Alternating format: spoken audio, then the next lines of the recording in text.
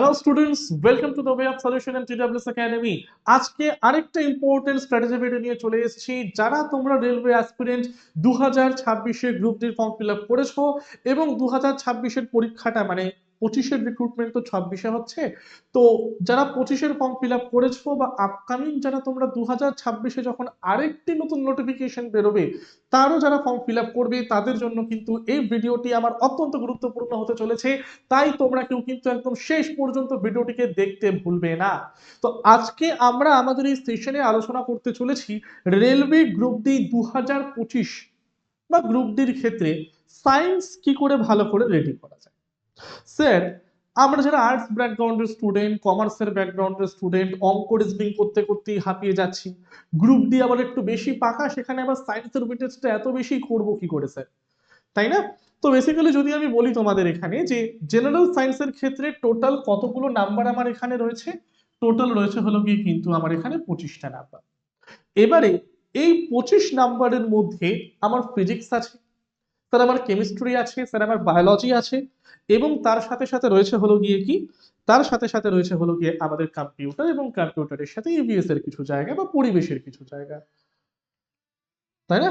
তার সাথে সাথে রয়েছে আমাদের ইভিএস এর কিছু জায়গা, এবং ইভিএস এর সাথে সাথে রয়েছে হলো কি আমার পরিবেশের কিছু এখানে জায়গা।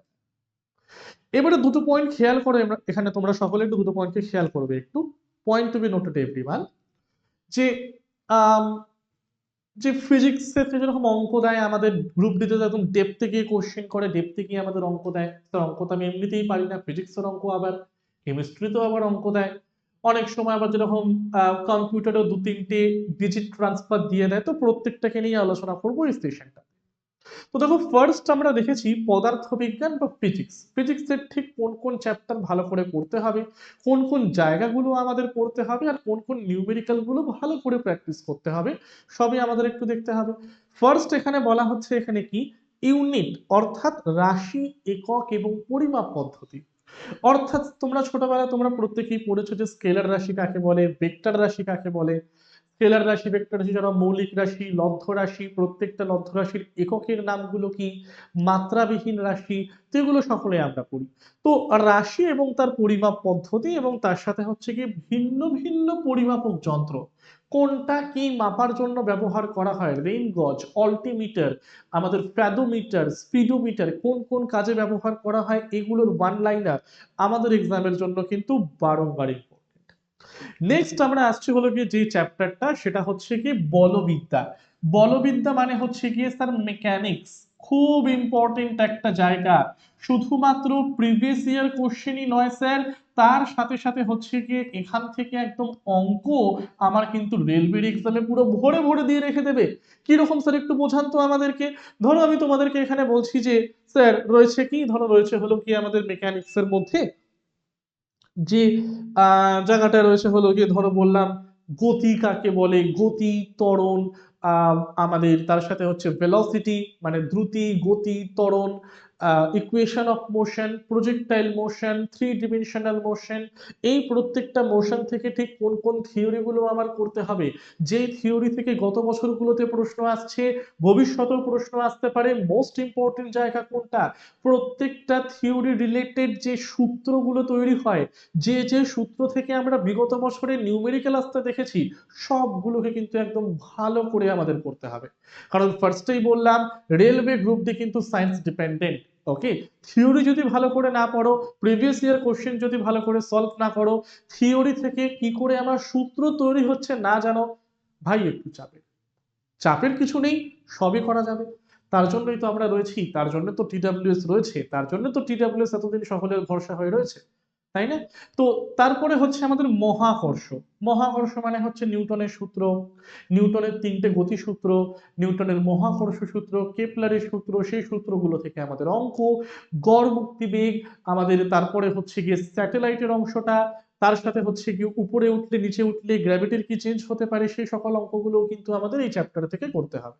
কি কি স্যার, যেরকম নিউটনের মহাকর্ষ সূত্র, মাধ্যাকর্ষণ এবং মাধ্যাকর্ষণ অধীনে গতি, আর স্যাটেলাইট বা পালাবদল। এরপরে আছে হলো গিয়ে পদার্থের বৈশিষ্ট্য। স্যার এই চ্যাপ্টার গুলো থেকে আমার সূত্র তো অনেক পড়তে হয়, কিন্তু সেই সূত্রগুলো থেকে সেরকম অঙ্ক আমরা দেখতে পাই না, বাট সূত্রগুলো আমাদের পড়তে, যেরকম বার্নৌলির নীতি পড়তে হয়, আর্কিমিডিস প্রিন্সিপাল পড়তে হয়, এই চ্যাপ্টারগুলোর মধ্যেই তারা অংশ। যেরকম বলা হচ্ছে স্থিতিস্থাপকতা বা ইলাস্টিসিটি, পৃষ্ঠটান বা সারফেস টেনশন, তরল পদার্থের প্রবাহ বা ফ্লুইডিটি, প্লবতা এবং আর্কিমিডিসের নীতি, চাপ, ঘনত্ব, তাপ, গতিতত্ত্ব, এই প্রত্যেকটা টপিক আমাদের কিন্তু মোর অর লেস কভার করতে হবে। কার জন্য স্যার? পদার্থের বৈশিষ্ট্যের জন্য। নেক্সট আসছি তাপ। ওহো, কি চ্যাপ্টার স্যার!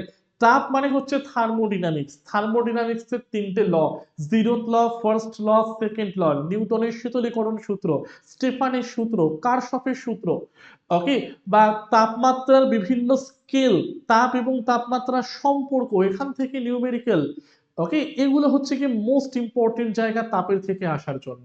তার মানে স্যার এটারও theory plus previous year question plus numerical, TPN, প্রত্যেকটাই কিন্তু আমার জড়িত। নেক্সট বলা হচ্ছে তরঙ্গ। তরঙ্গের সাথে হচ্ছে কি ধ্বনি, সাইমালটেনিয়াসলি পড়তে হয় শব্দ এবং তরঙ্গের জায়গাটি। বাট এখানে তরঙ্গের মধ্যে আমরা simple harmonic motion, periodic motion, oscillatory motion, এগুলো কিন্তু অ্যাড করব। সচরাচর কিন্তু এগুলোকে আমরা পড়ি না, কিন্তু এগুলোকে আমাদের পড়তে হবে for railway group D and এনটিপিসির জন্য। আলো ও ফোম, প্রতিফলন, প্রতিসরণ, lens, lens formula, mirror formula, okay, দুটো সমতল দর্পণের মাঝখানে থিটা অ্যাঙ্গেল হলে কতটা পরিমাণ ইমেজ আমার তৈরি হবে, ভরে ভরে অঙ্ক, ভরে ভরে কোশ্চেন, ভরে ভরে প্রিভিয়াস ইয়ার কোশ্চেন থেকে আমাদের থিওরি। আলো তো most important chapter, very very important, আমি লিখে দিই আলোটা। এরপরে রয়েছে তড়িৎ, স্যার এটা থেকেও আমাদের কোশ্চেন আসে। এরকম তড়িতের থেকে হচ্ছে গিয়ে চলতড়িৎ, স্থির তড়িৎ, cells in series, cells in parallel, আমাদের হচ্ছে গিয়ে তারপরে ওহমের সূত্র, পরিবাহিতা, এগুলো থেকেও কোশ্চেন দেয় অনেক, আমাদের দেখতে পাবে। এছাড়াও রয়েছে চুম্বকত্ব বা ম্যাগনেটিজম, ইলেকট্রনিক, আধুনিক পদার্থবিদ্যা, পারমাণবিক পদার্থবিজ্ঞান এবং আবিষ্কার। বাট এগুলো অতটাও মানে ডিপলি আমাদের পড়তে হয় না, এবং সেখান থেকে অতটাও আমাদের সূত্রও পড়তে হয় না, এবং সূত্র থেকে সেরকম নিউমেরিক্যালও আমার থাকে না। তুমি বলতে পারো যে এই কটা চ্যাপ্টার হচ্ছে কি আমাদের থিওরি বেসড। লাস্ট হচ্ছে আবিষ্কার। স্যার এটা আর কি পড়ার আছে, কে কি আবিষ্কার করেছে, ওকে। রসায়নের ইম্পর্টেন্ট চ্যাপ্টার গুলো আমরা দেখে নেব, যেরকম রসায়ন একটি ভূমিকা, অর্থাৎ এখানে আমরা পড়বো হচ্ছে গিয়ে আমাদের যে পদার্থের অবস্থা ক ধরনের হতে পারে, অবস্থার পরিবর্তনটা কিভাবে করা আমাদের পক্ষে পসিবল, তো এগুলো কিন্তু সবকটাই পড়তে হবে আমাদের রসায়নের এই চ্যাপ্টারটা থেকে। এছাড়া রয়েছে মিশ্রণ, তাই না, মিশ্রণ, পারমাণবিক কাঠামো, পারমাণবিক নিউক্লিয়াস, গ্যাসীয় আইন, তেজস্ক্রিয়তা, রেডিও অ্যাক্টিভিটি বা নিউক্লিয়ার কেমিস্ট্রি, অনেক সময় তেজস্ক্রিয়তার যে হাফ লাইফ বা অর্ধায়ু, এখান থেকেও কিন্তু পরীক্ষায় আমাদের অঙ্ক দেয়। তো তার মানে শুধু ফিজিক্সেই অঙ্ক আসবে এরকম কোনো ব্যাপার নেই, আমাদের কিন্তু রসায়নেও অঙ্ক দিতে পারে, ঠিক আছে। পরেরটা কি বলা হচ্ছে, ভ্যালেন্সি এবং রাসায়নিক বন্ধন শেখাবো। শেখাবো ভ্যালেন্সি, ভ্যালেন্স ইলেকট্রন, যোজ্যতা আর যোজক ইলেকট্রন, এই দুটোর মধ্যে পার্থক্যটা আমার ঠিক কোন জায়গাতে হয়, ঠিক আছে। জারণ সংখ্যা এবং হ্রাস, জারণ এবং বিজারণ যেটাকে আমরা বলি, ইলেকট্রোলাইসিস এবং ইলেকট্রোকেমিক্যাল সিরিজ, সচরাচর এই চ্যাপ্টারটা আমরা পড়ি না কোনো এক্সামের জন্য, বাট রেলের পরীক্ষায় ঢোকায়, যেটাকে বলা হয় তড়িৎ রসায়ন বা ইলেকট্রোকেমিস্ট্রি, ঠিক আছে। অ্যাসিড, বেস এবং সল্ট সকলেই পড়ি মোটামুটি আমরা। তারপরে হলো পর্যায় সারণী, ধাতু অধাতু, কার্বন, জৈব রসায়ন এবং জৈব যৌগগুলোর নামকরণ। আরেকটা মোস্ট ইম্পর্টেন্ট চ্যাপ্টার, সেটা হচ্ছে কি দৈনন্দিন জীবনের রসায়ন। এই কটা চ্যাপ্টার কিন্তু আমাদের মোস্ট ইম্পর্টেন্ট। আরেকটা কেমিস্ট্রির ইম্পর্টেন্ট চ্যাপ্টার আমি তোমাদেরকে বলে দিই, সেটা হচ্ছে গিয়ে মোল কনসেপ্ট বা মোলের ধারণা। স্যার এটা কেন আপনি ইম্পর্টেন্ট বলছেন? ওই যে স্যার রসায়নের অঙ্ক দেয় যেহেতু এখান থেকে, রসায়নের অঙ্কের জন্য মোস্ট ইম্পর্টেন্ট চ্যাপ্টার হলো এটা, মোল কনসেপ্ট। বারবার অনেক প্রশ্ন তুমি দেখতে পারবে। জীবন বিজ্ঞান, ফিজিক্স আর কেমিস্ট্রি গ্রুপ ডির জন্য ঠিক যতটা ইম্পর্টেন্ট আমরা বলি, লাইফ সায়েন্সের ওয়েটেজ থাকলেও অতটা ইম্পর্টেন্ট দেওয়া হয় না, এবং ইজি ইজি কোশ্চেন দেয় আমাদের, যেহেতু ফিজিক্স আর কেমিস্ট্রি ডেপথে গিয়ে পড়তে লাগে, লাইফ সায়েন্স বা জীবন বিজ্ঞান বা বায়োলজি ডেপথে না থাকলে চলে। যেরকম ধরো আমি বললাম তোমাদের ফার্স্ট যেটা পড়তে হবে জীবন বিজ্ঞান থেকে, সেটা হচ্ছে কি সাইটোলজি। সাইটোলজি মানে যেখানে কোষ, কোষীয় অঙ্গাণু, আমাদের যেটা জেনেটিক্স এর পার্ট, তার সাথে হচ্ছে গিয়ে তোমাদের সেখানে জানতে হবে কোষ বিভাজন, কোষ চক্র, এই জায়গাটা। তারপরে চলে আসো তোমরা হিউম্যান ফিজিওলজি পড়তে। স্যার হিউম্যান ফিজিওলজি মানে কি?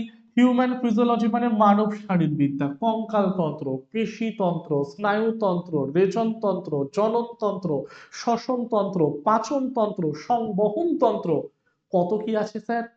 তার সাথে রয়েছে হচ্ছে কি মানব শরীরে হওয়া বিভিন্ন রোগ, রোগ প্রতিকারের উপায়, ইমিউনোলজি, আমাদের হরমোন তন্ত্র, অন্তঃক্ষরা তন্ত্র, প্রত্যেকটা কিন্তু এই হিউম্যান ফিজিওলজির পার্ট।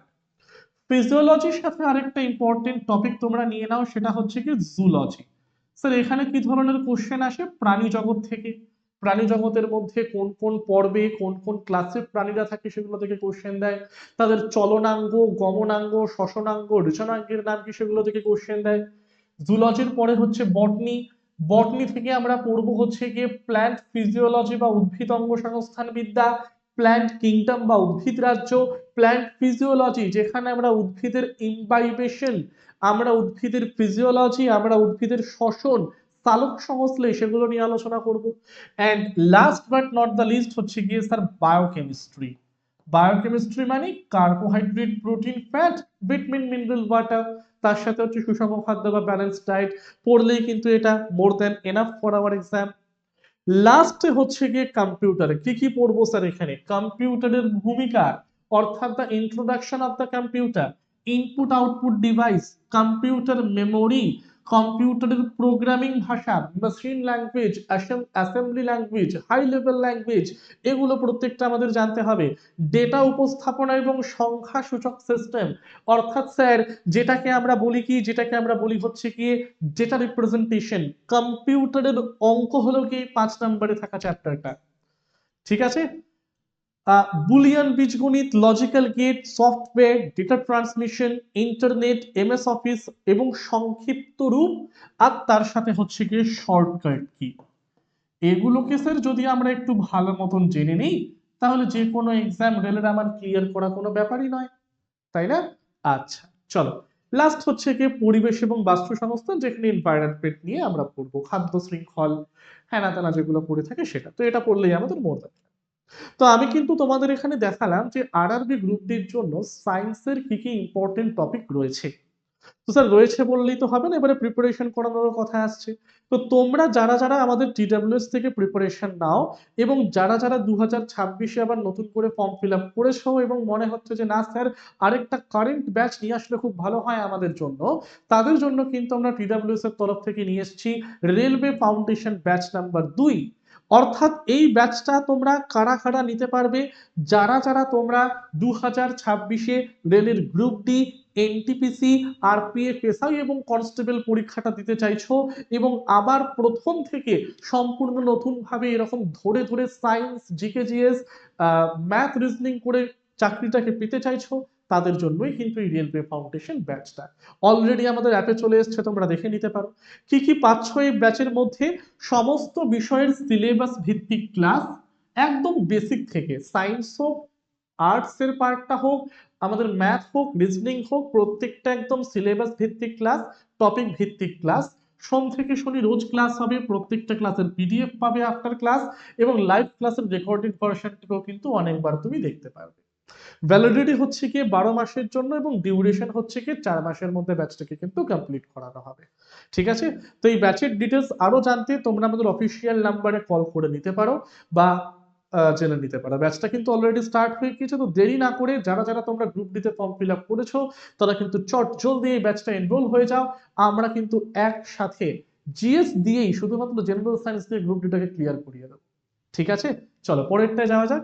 যারা এখনো টেলিগ্রামটাকে ফলো করোনি ফলো করে নিও, আর আমাদের ইউটিউব চ্যানেলগুলো অর্থাৎ the way of solution, TWS academy এবং টিডব্লিউএস স্মার্ট, এগুলো কিন্তু সাবস্ক্রাইব করতে ভুলো না।